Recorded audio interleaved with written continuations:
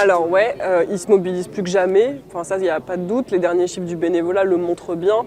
La part des jeunes pour la première fois est plus importante que la part des plus de 65 ans dans les chiffres globaux du bénévolat. Donc ça montre bien qu'à aucun moment il y a des engagements chez les très jeunes, et ça c'est une idée reçue qui date de la nuit des temps, puisque je vous invite à lire Platon, Agatha Christie, Stefan Zweig, peu importe, selon vos goûts.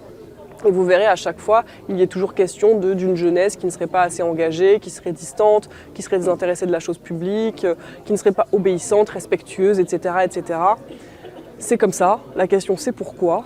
Et pourquoi, à mon avis, c'est parce que la jeunesse est une catégorie sociale mouvante, par laquelle tout le monde passe et de laquelle tout le monde sort. Et pour cette raison, on se permet à l'égard de la jeunesse tout un tas de stigmates, de caractéristiques, de jugements qu'on se permettrait à l'égard d'aucune autre catégorie. Mais aucun doute, les jeunes s'engagent toujours très fortement. Et leur manière de s'engager, si c'est la question que vous posez, elle est un peu différente. Il y a un changement qui est en train de s'opérer. On est en train de rentrer dans une nouvelle ère de l'engagement autour des très grandes causes. La question environnementale, évidemment, la lutte contre les inégalités, la dignité dans l'accueil, la lutte contre la précarité, etc. Des très grandes causes qui les mobilisent corps et âme, j'ai envie de dire, et qui entraînent chez eux une volonté de changer radicalement la société, au sens de changer à la racine la société, non pas dans un siècle, non pas dans un jour peut-être, mais tout de suite maintenant, parce qu'on n'a pas le temps d'attendre 20 ans, 30 ans ou 40 ans pour voir le monde changer.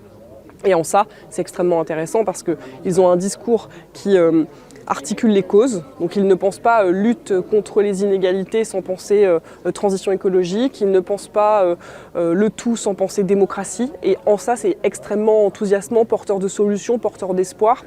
Et donc voilà, c'est un engagement qui est assez politique en réalité, mais c'est ce qu'on fait.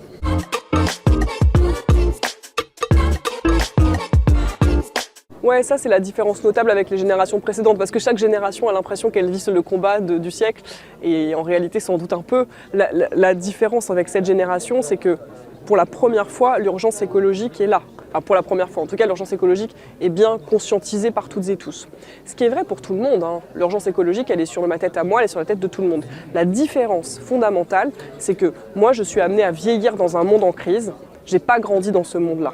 Eux, ils ont grandi dans ce monde-là. Ils ont grandi en étant environnés, biberonnés aux crises, en fait, d'une certaine manière, avec la plus plombante, enfin, en tout cas, l'une des plus plombantes et l'une des plus urgentes, qui est la crise environnementale et la crise écologique. Donc, évidemment, la donne a changé pour cette raison.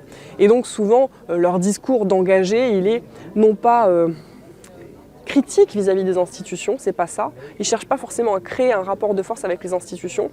Ils disent « vous êtes trop lents ». Et en gros, si on passe trop de temps à vous convaincre, le changement n'adviendra pas. Et moi, le message que j'essaie d'adresser dans mon bouquin dont vous parliez, il est double. Je dis aux plus âgés, attention, ça ne va pas passer. Ne pensez pas qu'en vieillissant, ils vont changer, parce que c'est un phénomène de génération qu'on observe, et c'est pas un phénomène d'âge. Et c'est profond, c'est structurel, c'est pas pour nous embêter en fait. Enfin, vraiment, ça les prend aux tripes, et ça, il faut en tenir compte, il faut les écouter, il faut accueillir leurs aspirations, leurs motivations, leurs discours politiques, parce qu'on en a impérativement besoin. Et ce que j'ai envie de dire à ces très jeunes, parce que j'essaie de leur dire, c'est n'oubliez pas que vous êtes le produit, les héritiers d'une histoire collective. Et que changer le monde, 1000 fois oui, mais c'est pas, enfin, si jamais tous vos espoirs n'aboutissent pas, s'ils ne trouvent pas de débouchés politiques, si vos actions, vos mobilisations ne trouvent pas de débouchés politiques, ça va entraîner encore plus de frustration. Et donc pour que les débouchés politiques adviennent, une des conditions, c'est pas suffisant, mais c'est absolument nécessaire, c'est de travailler avec les corps intermédiaires, avec la société civile organisée, pour donner de l'ampleur et démultiplier la force de frappe de ce message politique qui est absolument indispensable.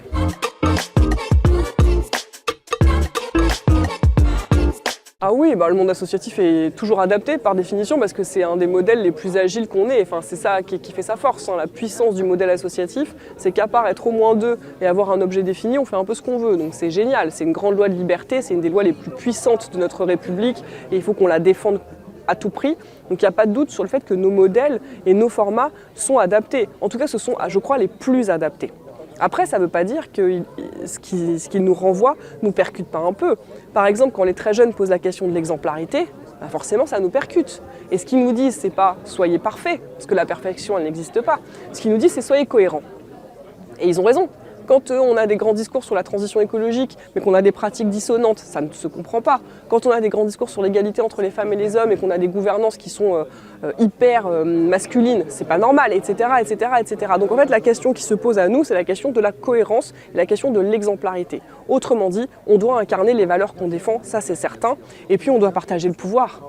Mais pas parce que, pas par principe, mais parce que par définition, nos organisations, on a compris il y a longtemps que c'est que l'intelligence collective qui va nous permettre de dépasser les problèmes.